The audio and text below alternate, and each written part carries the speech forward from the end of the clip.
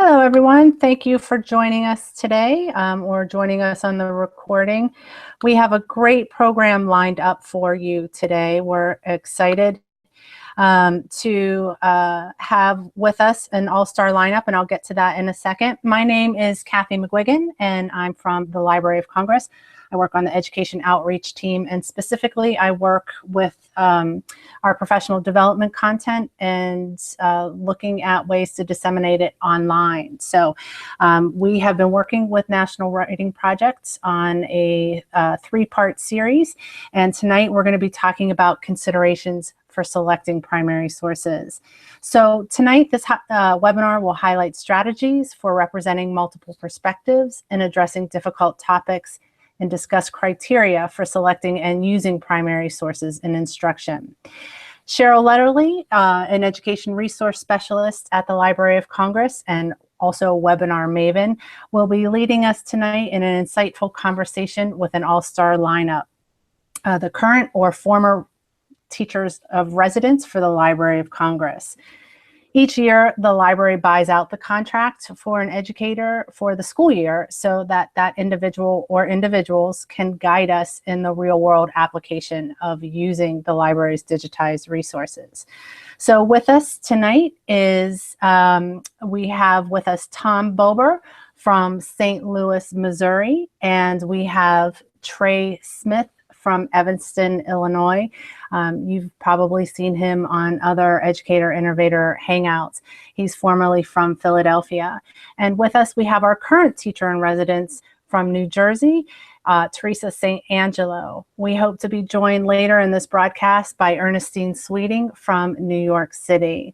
So without further ado, I'm going to hand the reins over to Cheryl, and I hope you enjoy.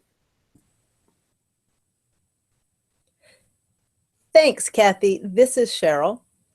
And my first question is just to build a little bit on the introduction Kathy gave for each of you, which is pretty much your location, and the fact that you've all been teachers in residence or are right now teacher in residence. And that's, if you would just one at a time, and let's go alphabetically. Tell us who your primary audience is and one or two things that you think about, your top considerations when you're selecting primary sources for your audience. So alphabetically, Teresa, you're first. Okay, so my primary audience are young learners, kindergarten, K-2, and I forget the other question now. 1 to 2 considerations. Okay, so what we're looking to do, or what I'm looking to do with kindergarten teachers, is to develop a rich resource of primary sources that motivate and engage students to help them learn and enhance their curriculum and their learning.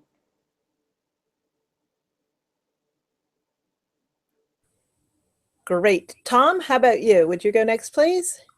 Yeah, my audience is primarily K-5, and a couple things that I'm looking for are a connection to being in the library, sometimes a connection to literature or a connection to a content area.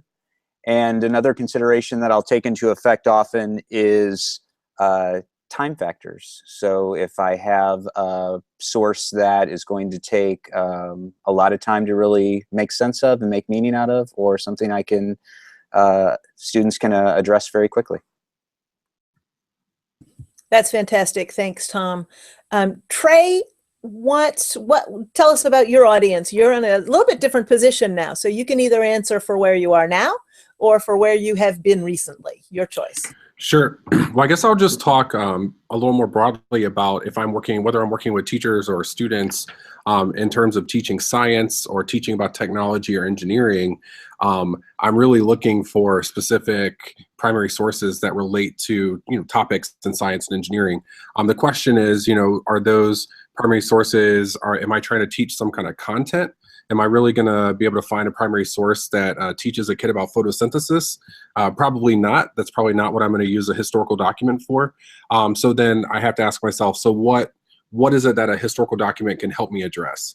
And what is it that is related to science, but that I can use a primary source for to help students do some inquiry? So for instance, thinking about if there is some kind of natural event or some kind of disaster even that affects humans or affects societies, then there might be primary sources that can speak to that. That would be something I'd find in the standards. Or maybe I'm trying to provide students with examples of scientific practices, right? How do scientists write? How do they think? How do they do investigations? And so maybe primary sources would give me a window into that.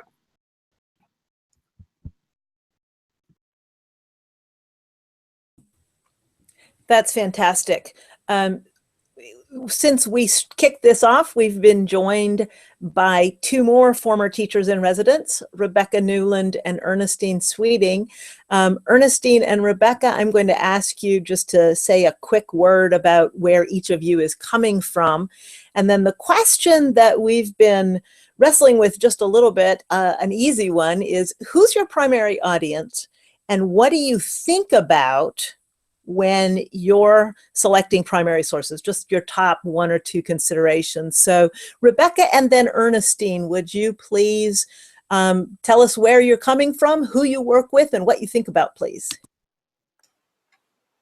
Hi there, this is Rebecca. Can you hear me?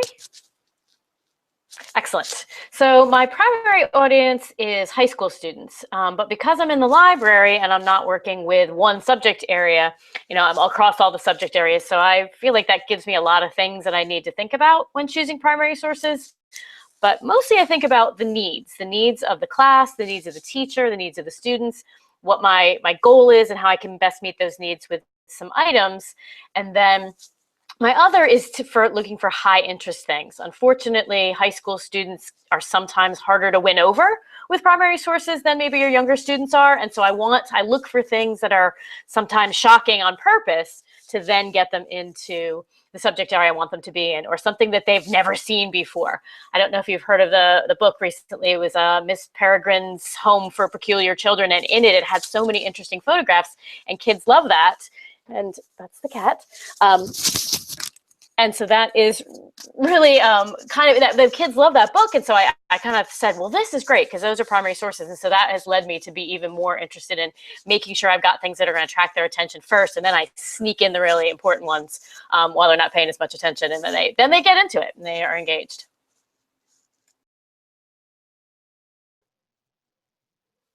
Hi, everyone. I'm Ernestine. Can you all hear me?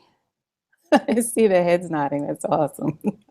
So I'm an instructional specialist with the New York City Department of Education, and I work in a central office, and my audience is predominantly K-12 teachers, administrators, superintendents, principals, coaches, anyone that works with teachers. So my work basically is thinking about how educators can use primary sources and making sure that they're aligned to instructional goals of a unit, instructional goals of a lesson, and how those resources actually allow students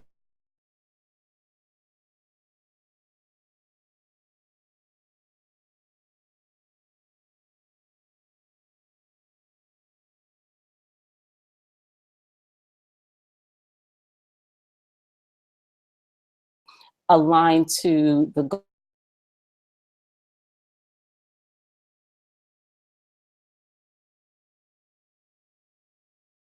A lot of time on is thinking about how to select the best items and also the number of items that teachers select to tell a story about some historical event or topic or theme.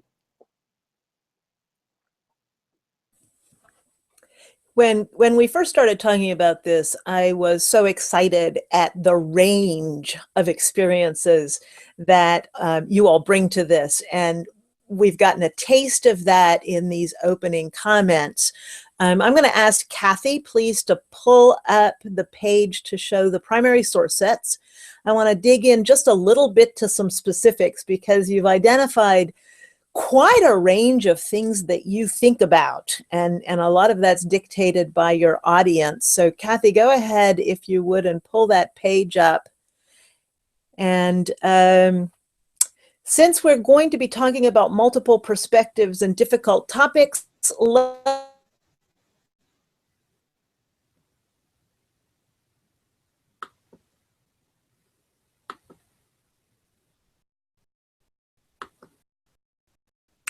I think we lost Cheryl.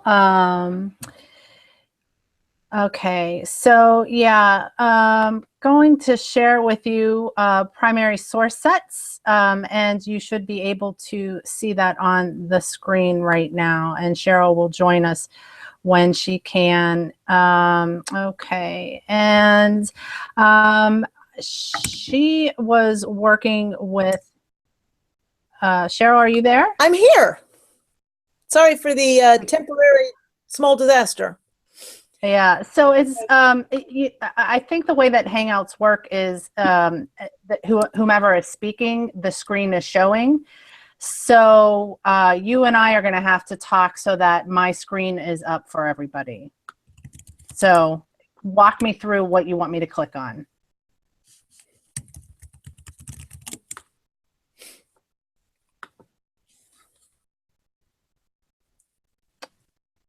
Okay, so let's take a look at the immigration primary source sets. Right. And I'm going to talk for just a minute while you navigate to that. I'm still seeing the screen, Kathy.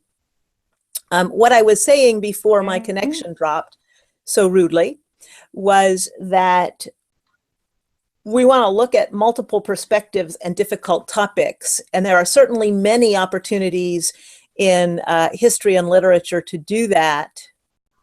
But let's start with immigration because it covers the K-12 spectrum and gives us lots of opportunities. So Kathy, I'm going to mute myself in just a second. What I'd invite our panelists to do is, and Kathy, maybe you want to moderate the order of this, or maybe you guys can self-regulate, is just look at some specifics in the set. Maybe pull up an item or name an item or two. You all know this set.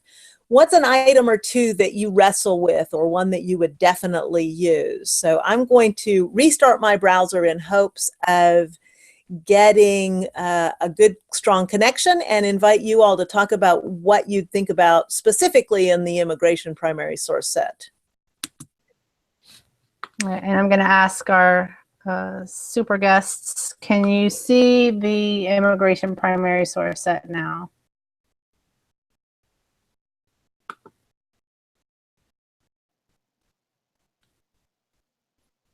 Okie dokie.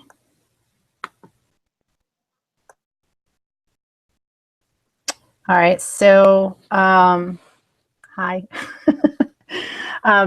So Trey, did you get Cheryl's question? I think we were supposed to be thinking about the items in the primary source set for immigration and thinking about maybe some items that we would be interested in using or would use in our context, and ones that we might not, and why not. I think that was it. Rebecca, you can, or someone else, Teresa, you can correct me if I'm wrong. Ernestine. Okay. For some, okay.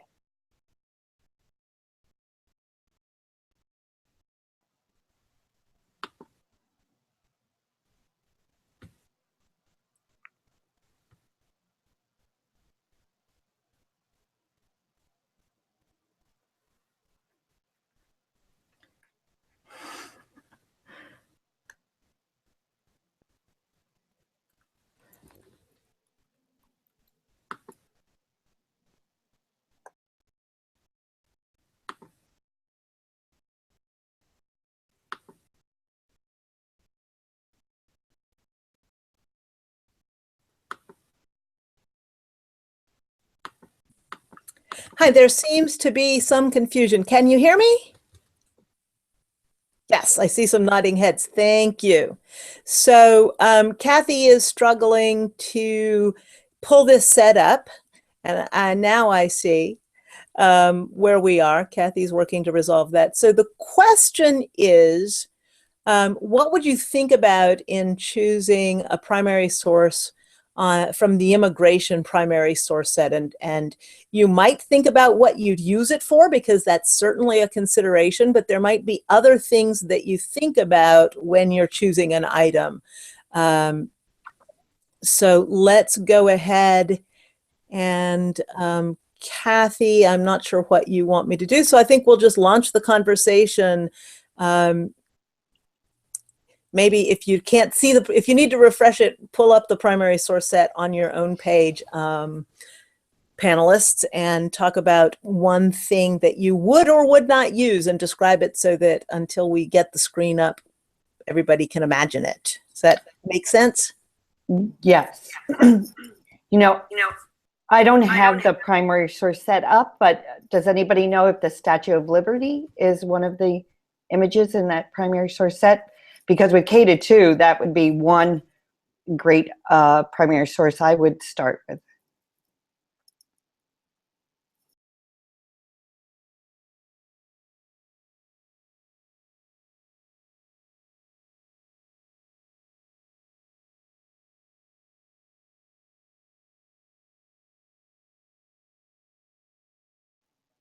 So I'm not actually sure about the Statue of Liberty one. I think there are a couple of different ones with maybe some. There's one with some immigrants arriving on a boat from Ireland, I believe, or maybe leaving Ireland.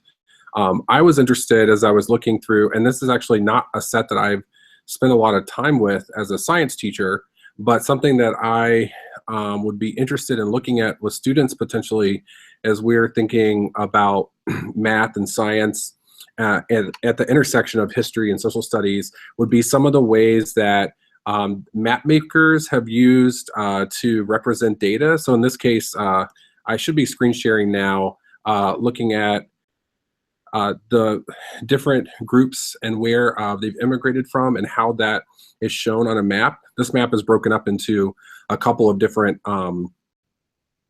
different pages, but how do we represent this, and then how is this represented maybe over time?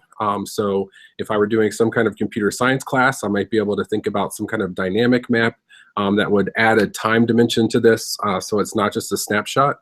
But in my mind, these would be useful, and not just thinking about data representation, but also in making some cross disciplinary connections. And as we're going to start talking about potentially topics that we want to be mindful of, some of the language that's used to describe certain groups here very much could be problematic, but is worth discussing with students.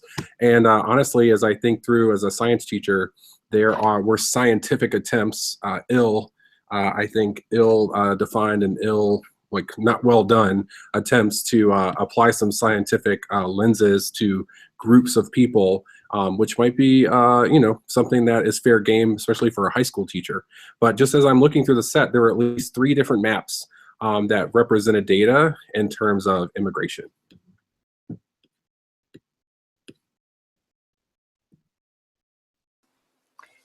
If I could jump in after what Trey said, I really latched onto what he just said about looking at the language that was used to reference immigrant groups and immigrants, because that brings me to 2 of the pieces that I particularly like, which are the a vigilante letter from the California Vigilante Committee and the song "Don't Bite the Hand That's Feeding You."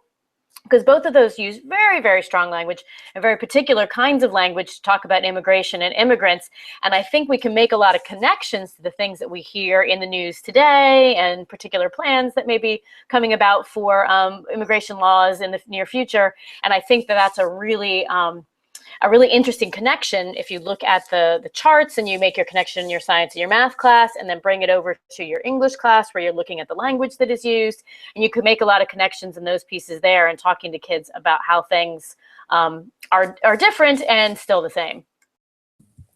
Fantastic, Rebecca. Rebecca and Trey have both touched on the ways that you can use primary sources to cross disciplines, and I would invite the rest of you either to build on that or to add another angle, because that may not be what all of you are trying to do. Depends on what you're teaching. So I'll let you, whoever gets the microphone unmuted next, please jump in. I'd love to jump in on that. I was looking at the set and thinking about the spectrum for K to 12. One of the things that we think about is exposure for the early grades. So I was looking at the, which one is it? Taking the Life Easy on an Ocean Liner.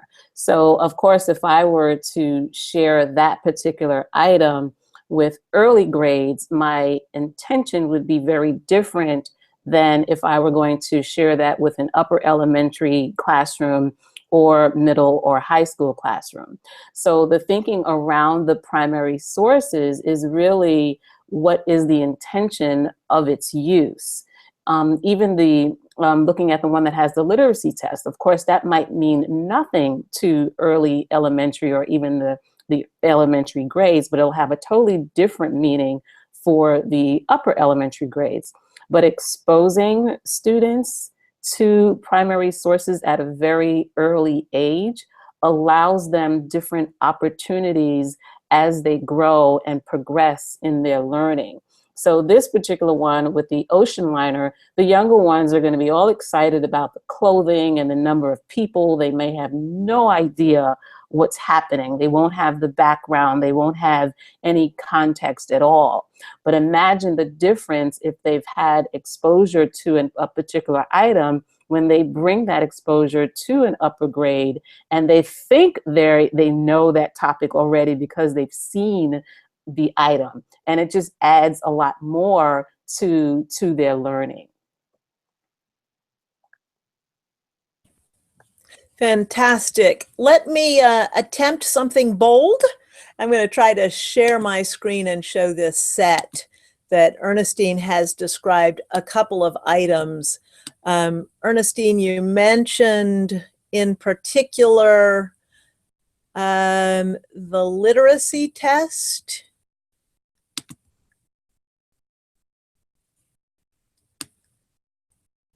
And correct me if I'm mis-summarizing, but you made the point that younger grade students might really struggle to find any meaning in this, but that upper grade students would see quite a bit more just because of their own background, but that there's value for all of them in a certain amount of exposure. And this is, again, this is the set. You can see, I'm going to just show our audience who may not know it. This is a primary source set. This is a great starting place for selecting items. It is 18 primary sources on the theme of immigration. There's a teacher's guide, and then the items. Trey showed the map, and also Trey showed some of this census data that's in there too, and that just what we've heard from so far gives you some sense of the rich possibilities in this primary source set for formats.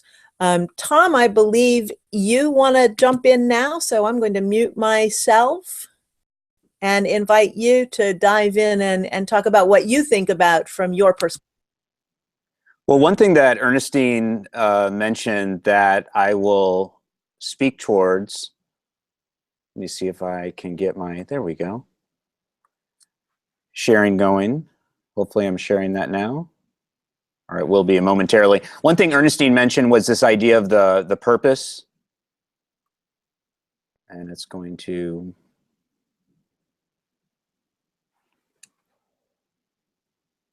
can you let me know if you're seeing that, folks? Because I don't think. Yes, we see you. We see the music. Oh, good. Okay, let's bring that back. All right. So one thing that Ernestine mentioned was this idea of purpose, that there's a purpose behind using it. And then Rebecca also specifically mentioned this music, Don't Bite the Hand That Feeds You.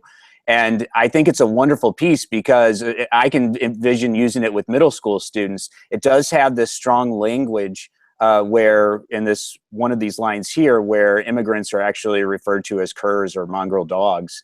And so I can see students reading this and maybe having to look up that word, but having this strong reaction against this song. And yet, if you look in the primary source set itself, there's also an actual audio recording of this piece. And if you listen to it, it has this very uplifting, very patriotic tone to the music. And so you've got these conflicting, I think, emotional responses that go on. And I love the idea of students wrestling with those emotional responses, wrestling with that, and putting themselves in a sense in the shoes of some people who were possibly on the periphery of this. You know, maybe they weren't writing the song, but maybe they were listening to it, and they kind of get caught up in a message that maybe they don't fully understand, maybe they don't fully agree with, or but at the same time they're promoting. And so putting themselves in a position that they wouldn't have normally put themselves in, I think is an advantage that primary sources allow our students to explore. But at the same time, those experiences can be at times uncomfortable and at times challenging or even a little bit scary for a teacher or an educator to take on.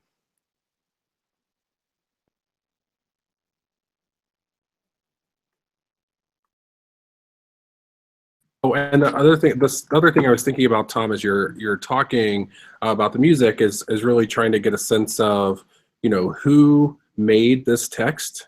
So I was showing a map earlier, and there are some other maps in the set, and there are even some lists of different groups, again, thinking about immigration. And depending on the terms that were used, or depending on the point or the purpose, some of these were meant to be persuasive pieces, not just, you know, representations of fact, and what is a fact and what's factual, and who made this. These are all questions that, especially, I'm seeing a lot of stuff on Twitter lately about, you know, making sure that students understand, you know, who's created text and you know, what really who made it, and like what's the purpose of the text, and you know, is it biased in some way? And so some of these items, you know, if I show one to a student, they might you know, accept it as the truth, right? Versus and in some ways it is true, it's someone's truth. But then, you know, thinking about who's that author, and was there some kind of bias, or did they have a perspective that they were pushing? That's not a conversation that probably comes up as much in science as it should. Thinking about that question, but that was just something I was thinking about as I was looking at the set. And I don't know if anyone else had any other thoughts on thinking about who made this and who created this. I love that question, Trey, and I'm going to add on to that, just to make it a little more complicated, the, I think, related question of why is it valuable, or how can it be valuable to bring in primary sources from different perspectives when you want to push students in their own thinking. And I'm not sure who wants to jump in and answer that, just to spend a little more time on that before we move on to my next question. I'd love to talk about that. I've seen a lot of cases where teachers are almost, they have this reaction to the difference between when they are just providers or disseminators of primary sources, as opposed to allowing the primary sources to tell the story and to help students generate their own thinking. So perhaps if we're in the middle of a professional development session where at the very beginning, everyone's kind of in this mode where they feel like they have to disseminate the content, they have to tell the story, they have to make sure that the students know all of the information, as opposed to allowing the students to kind of generate their own thinking and their own ideas. And for us as educators to take that step back and allow the primary sources to have the power to do that, it's really a rewarding experience for teachers, where they have that moment to actually kind of let go a little bit.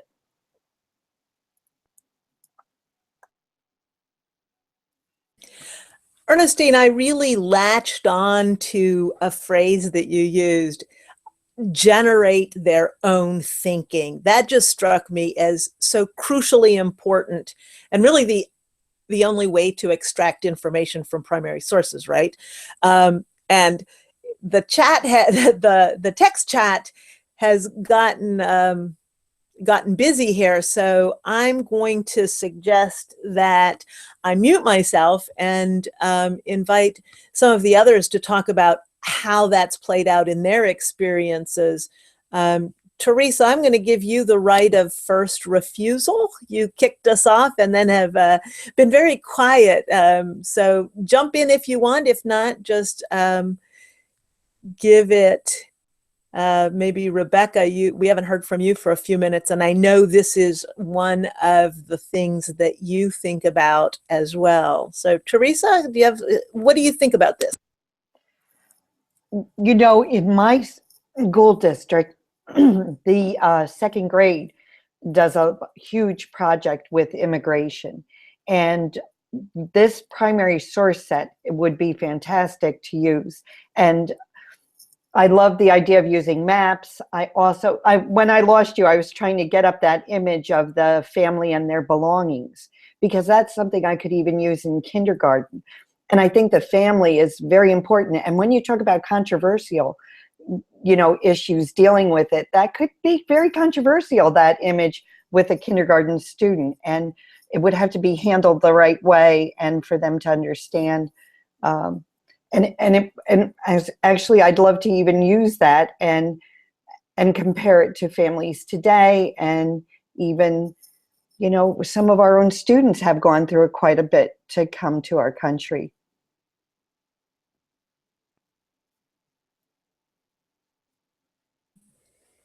Fantastic. Thanks, Teresa.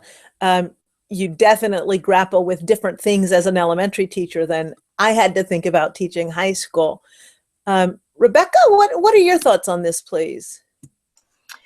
Well, I like what we've been talking about the idea that the primary sources tell different stories, but they tell different stories to different people also. So you've got the perspective of the original creator and their intended audience. Then you have the intended audience versus the not necessarily intended audience, but someone who certainly was there receiving that item in the time that it was created in its original form and intent. And then we have our perspectives now in our modern situation, our own, either if we speak specifically about the immigration set, about immigrants versus people who are already in a country, alone that, and then also just students taking this in who come from homes that might have different things to say about any of the topics. And that's, I think, one of the strengths, if we can talk in general for a second, of the primary source sets, is that they have tried very, very deeply to capture different perspectives in the sets themselves, so that as an educator, you're not tearing your hair out trying to find, well, I want my students to see alternative perspectives.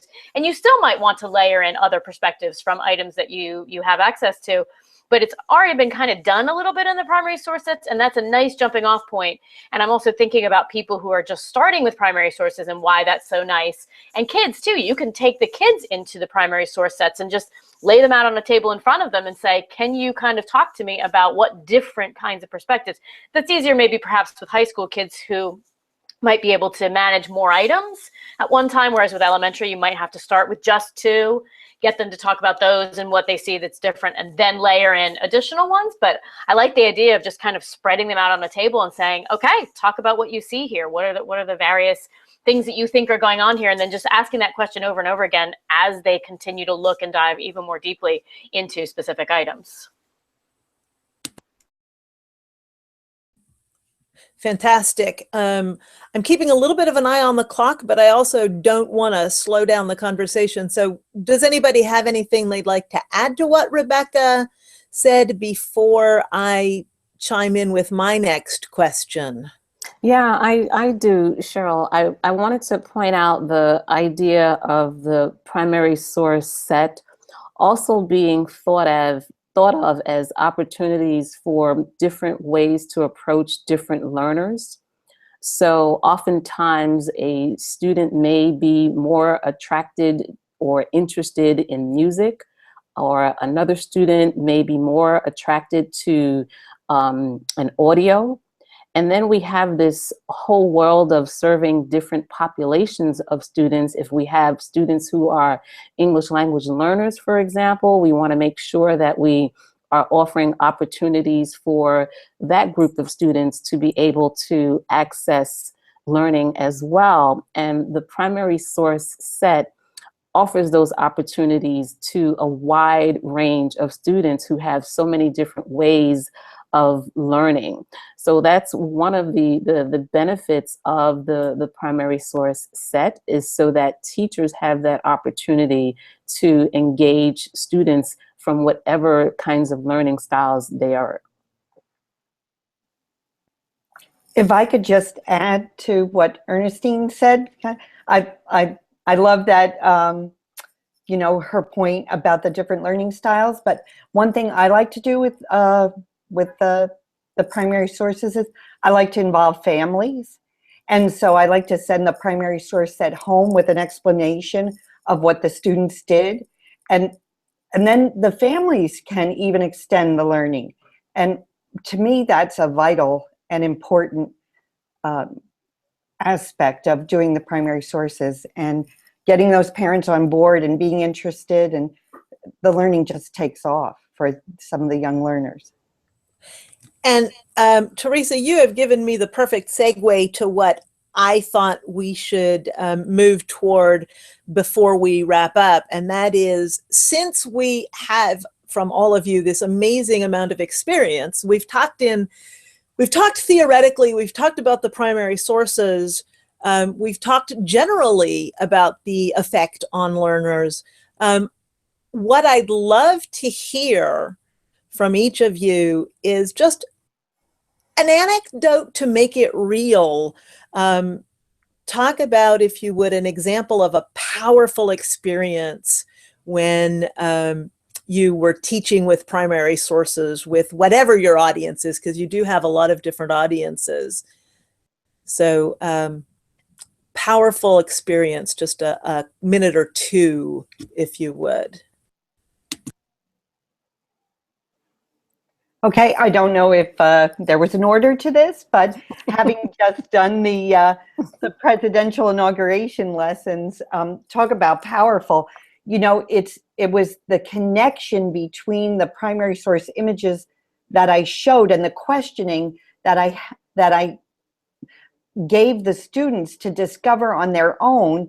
And for example, there was an image of Abraham Lincoln's second inaugural, and you see a little bit of the Capitol building, and then you ask the students, of course, what do they see? What's the first thing they notice? And the American flag, and there's this statue, and then you ask them questions such as, you know, it has an American flag, or it has that statue. Does every building have that statue? And they'll say, no, it doesn't. Well, is this building important? And then when they find out that building is very important, and then I showed them the picture of the Capitol where presidential inaugurations take place, and then they took part of that Capitol building, just the columns and the windows, and they matched that up to the primary source, and they could discover that it was the Capitol building.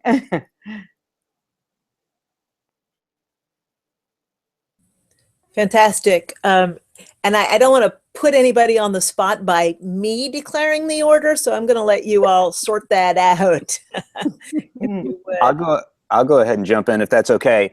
One piece that we just did right before our winter break with our fourth grade, being from Missouri, we're a huge Louisiana Purchase, the expedition, that whole piece is very big in our school and across the state. And so we looked at Jefferson's letter to Lewis asking him to go on the expedition, and did more of a close read analysis of the text to really understand what the expectations were. And then we were able to connect with a local history museum that had more primary sources and look at those pieces that they actually created, the journal, maps, those types of pieces. And we had a debrief afterwards where we talked about this idea of, well, who was impacted by this expedition? And it didn't take very long to realize that not only were there literally dozens, and I have a picture on my library wall where we documented all of this, of groups and individuals that were impacted, but they, of course, being who they are and where they're from, were impacted as well. The other piece about that I love is that then the teacher did a debrief with them, and one of the students said that they really loved looking at all of these actual documents, even if they were printed off the printer or they were looking at the document itself, because it was like, and I'm quoting here, everything you taught us was real and actually happened. So it made it real for them. And I don't think you can get much more powerful than that, whatever topic you're talking about. Well, I'll just jump in. I think I have a Missouri connection, actually. Actually, a couple of connections here. So I worked with some third graders at one point, and we were looking at primary sources about plants, and we were really interested in how do scientists study plants. And to get a sense of that, we actually started historically and looked at some scientists who are working with plants. And so these pictures are from the Tuskegee Institute, which is now Tuskegee University in Alabama, which is near where I grew up. And George Washington Carver taught there, and these are some of his students, presumably, and Carver was born in Missouri. That's the connection. I think he was born in Missouri. So that was my connection there. But what we were doing with these photos is students were looking at the photos, and we didn't talk about what they're doing, because honestly, I didn't know. I have as much info as they had, except I had maybe a title and a date, and they didn't have that information. But one of the things that struck me was just how interested, engaged the students were in looking at all the details here and really not taking anything for granted, right? And there was so much opportunity for the students to make some inferences about, was he watering the plant? And then students were talking about how, oh no, there are a bunch of different bottles. That probably isn't water. He might be doing different things with the different things in each bottle.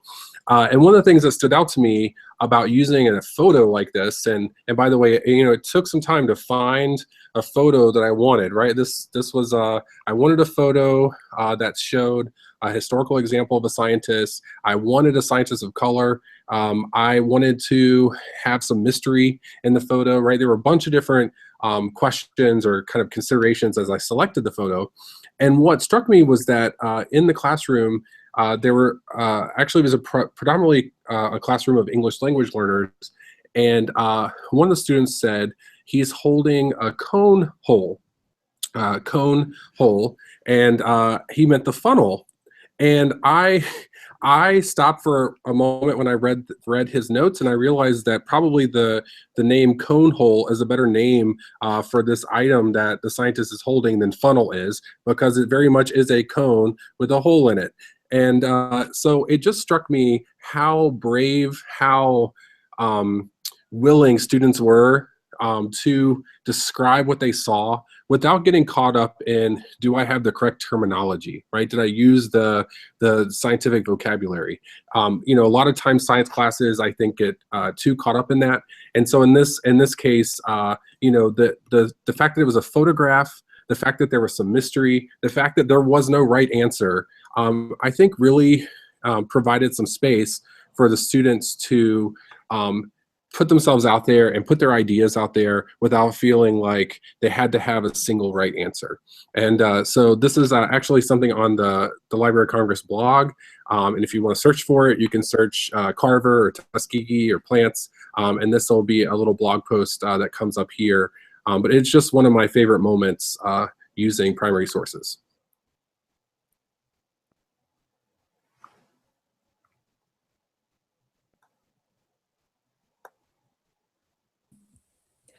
Ernestine, how about jumping in with something to make your reality come alive for us, please? Yeah, I was just messing around with my microphone. I have to say the thing that comes alive most is still the idea that you can find so many different resources related to so many different themes, topics, ideas, and concepts across K-12 knowledge. Every time there's a need for looking for an item, you can almost find anything on the Library of Congress's website, depending on any grade that you're teaching. And one of the things that has been really prominent for me in my experience is finding those opportunities where teachers are not constantly looking for things.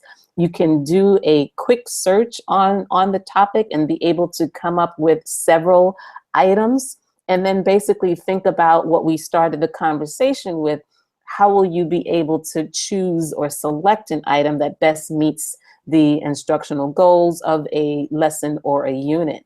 One of the most recent stories that we experienced was when a teacher had talked about the fact that once she started using primary sources with her students, she noticed such a change in her instructional planning, in her instructional goals, and also the ways in which students started generating their own questions. The goal of the school that I was working with, they wanted to think about, how do we get students to become more than just answer getters? How do we get them to start thinking and asking their own questions? So that was one of the things that they wanted to work on.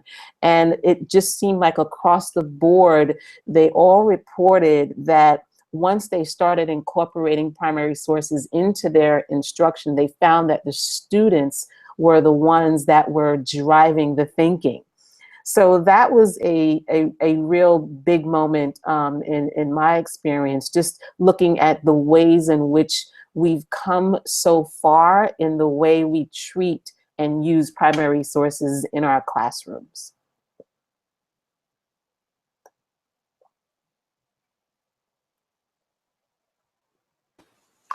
Something that I think about, a profound moment, was when I was working with middle school students and I was showing them items from collections. And I think I'm going to be able to share this here. I'm going to try this. And this picture, let me see. This picture of two young boys in Norfolk, Virginia. And they're particularly interesting because the older one is, maybe looks like he's not too much younger than my students were at the time. They were sixth graders who are, about 11 years old. And this boy looks to be maybe 10 or 11. And so that struck them as this was of the, and it was from some place that they may have been. So that was the first thing that got them really excited, which I thought was great, because they could see this sign over here and they could see the shape of this building, and they wanted to go on the bus and see if they could find where that building was. So can we drive around Norfolk until we see where that was? And we ended up not doing that. But the fact that they were intrigued by that, so close to home, that this was something that they could actually maybe get their brains around. And then the fact that these children were dressed in ways that were so strange to them. And one boy is not wearing any shoes. And also the idea that these children went to work every day. These are not kids who got to go to school and hang out with their friends. They went to work and had to earn a living for themselves. And so this was a big moment for me when they were able to kind of put that together for themselves and see those connections to themselves. And for sixth graders to be able to do that, to kind of come outside of themselves. And Tom was just talking about is when they're like, boy, that was real. The things you told us were true. And sure enough, when there's proof, they kind of are convinced, and they like to see that real history, that things really did happen.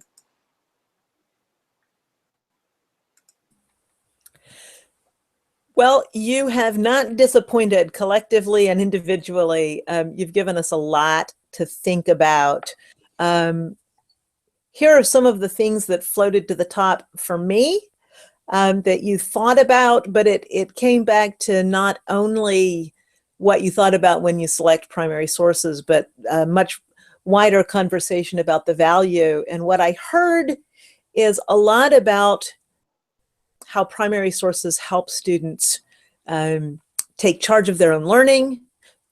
Ernestine's phrase that I'm still chewing on a little is generate their own thinking. And your anecdote summed that up too.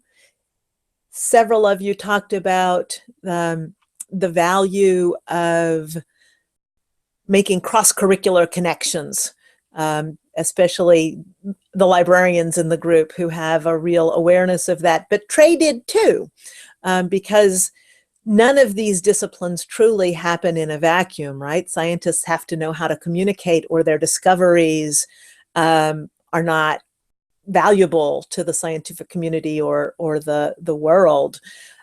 You've talked a lot about some specific approaches that you take. One primary source, several primary sources. One thing I'd like to do before we leave is attempt to share my screen, and my connection has been wobbly. So Trey or Tom, one of you prepare to jump in if I get lost. Just, you know, interrupt me and tell me to hush.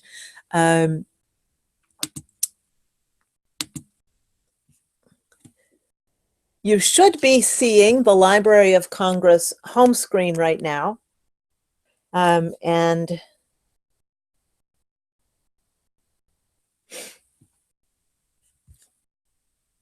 Kathy tells me that my screen is frozen. Is that right? Not seeing it. Okay, let me try turning my camera off and back on.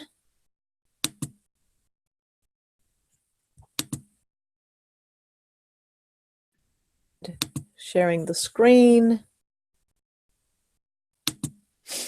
And you should be looking at the Library of Congress homepage. Kathy, send me a text if I'm wrong. We see it. Nope, cannot see it, or do? We do see it. We do. You do see it. Fabulous. I feel like such a winner. So there are many paths to this. You can simply search Library of Congress primary source sets. I'm going to walk you through the path just quickly. I've clicked on the link to information for teachers. And everything, well, let me go back.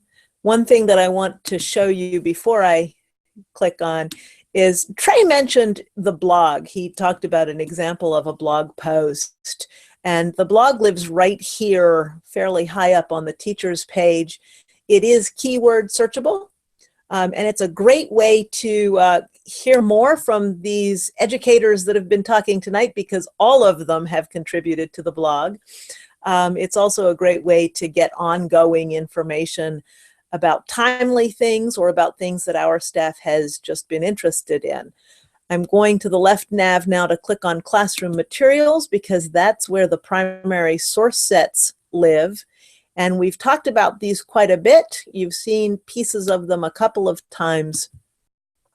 I just want to show very quickly and a little bit intentionally and structured. There's a long list of these. I'm not going to scroll all the way through it because I'm afraid that would make you feel ill. But you can see it includes Civil War era things, the Constitution, the Dust Bowl, the Harlem Renaissance, so as well as immigration, which we really zeroed in on tonight. This is what the immigration primary source set looks like. You've seen it a couple of times. We've talked a lot about the primary sources, and they're all right there. I will quickly point out, without opening it because I don't want to jinx my bandwidth, each one of these also comes with a PDF teacher's guide, and the teacher's guide includes teaching ideas, a quick background about the theme or topic, ideas to get you started. I don't want to spend any more time than that on this. I want to respect your time, and we're coming up on the end of our time together. So I'm going to just say thank you all so much for taking time at the end of a long, busy day.